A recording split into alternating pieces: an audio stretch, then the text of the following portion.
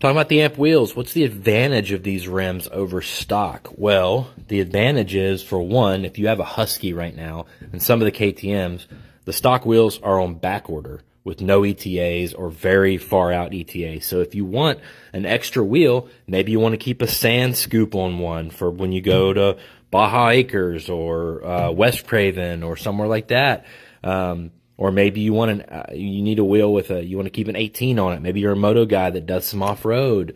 The advantages are having an extra set of wheels, for one, that can be mounted up with another tire. Maybe if you get a flat at the track, instead of changing the flat and getting your hands all dirty and busting up your knuckles that day while you're sweaty at the track, you just swap this wheel out in 5 minutes. That's an advantage. Another advantage is maybe you've got an older KTM, maybe it's a few years old, maybe the wheels are scratched up from a bunch of tire changes and all that stuff, and this really freshens up the look of your bike. I mean, there's tons of advantages you can come up with. You can hit my link tree, takes you to aomc.mx, and type in AMP wheel set, and they'll come up.